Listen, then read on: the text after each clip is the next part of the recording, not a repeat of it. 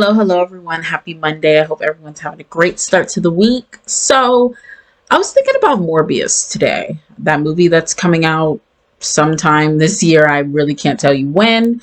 Um, I watched the teaser trailer forever ago when they released it, right? Because this is one of those movies that's been in like development hell. And first of all, the teaser trailer was almost 3 minutes long.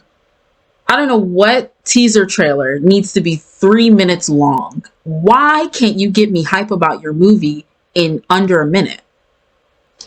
And then you had the gall to release the actual official trailer a couple months ago, and it was 3 minutes long. That's a whole nother thing, right? But I finished watching it way back when, and I was like, I have no interest in seeing this film.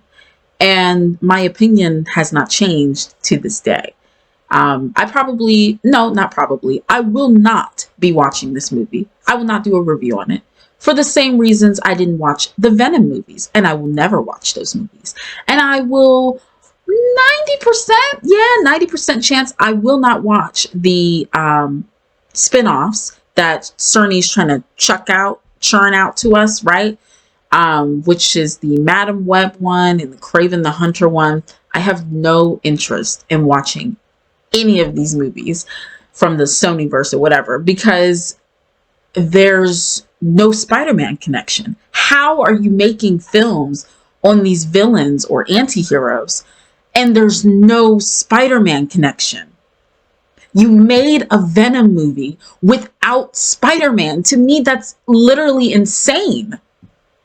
Because Spider-Man is such an integral part to these characters and why they become villains and why they continue to stay villains. Their motivations, most of them are attached to Spider-Man or their hatred for Spider-Man, like Venom, for instance. His bond with the symbiote grows stronger primarily because of their hatred for Spider-Man. They both have a hatred for Spider-Man. And that's why they're drawn to each other. That's why it works. And you had a whole movie where that didn't exist. You had a whole movie where Eddie Brock didn't, have such disdain for Peter Parker / Spider-Man, which is integral to his character. And now we have Morbius, and I did not read a single Morbius comic. I don't know if I will. I mean, he's interesting, but so I only know of him from the Fox TV show, right? And from what I remember, Spider-Man, his DNA was like the blueprint for some type of experiment that Michael Morbius was doing. And it went horribly wrong. And, he became Morbius as a result, right? Very important. Spider-Man's very important to his origin and his motivations and why he is the way he is. And Spider-Man's not going to be present. That is so bizarre. It's weird to watch these villains who have such rich history with Spider-Man and you are completely removing that from the final product.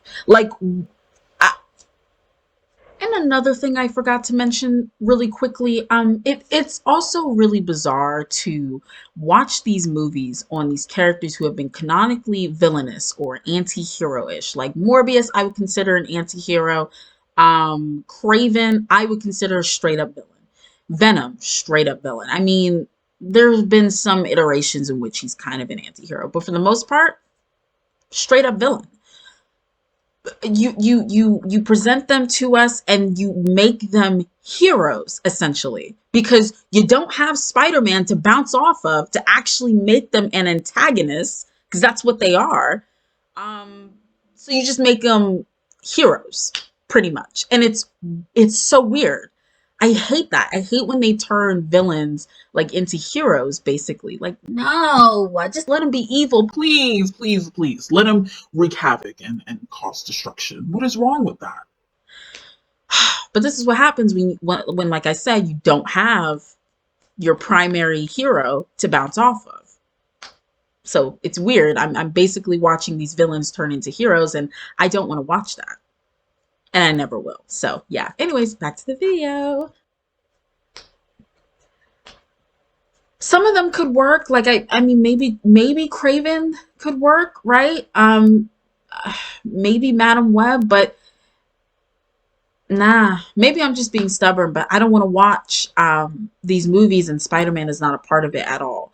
And so you've already set it up to where their origins and had nothing to do with Spider-Man. So what is going to happen when he does come in? Because this is like the MCU repeated all over again. You had two iconic Spider-Man villains in the MCU between Homecoming and Far From Home, and why they are the way they are, why they became villains, had nothing to do with Spider-Man.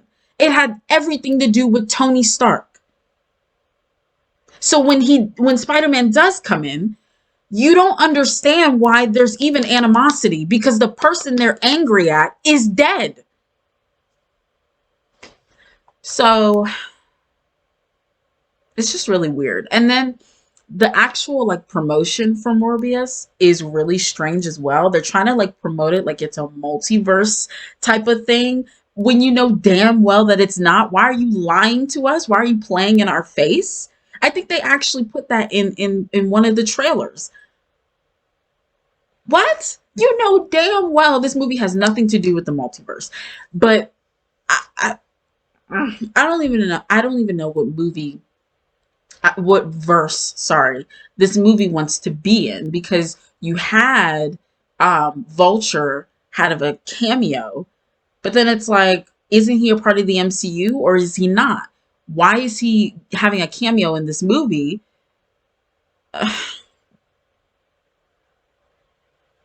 It's so bizarre. The false marketing is like astronomical for this movie, and there are people like who are going to see this for the Spider-Man connection, and it's not going to happen because they're baiting with the success of No Way Home. It's just like, are you not embarrassed? Like, I don't know. I mean, I wish the movie success, I guess. I could care less. Wow, that rhymed. But yeah, I don't know. Those are my quick thoughts. What do you think? Let me know or don't. But either way, thank you for listening. Thank you for watching, and I'll catch you guys later. Bye.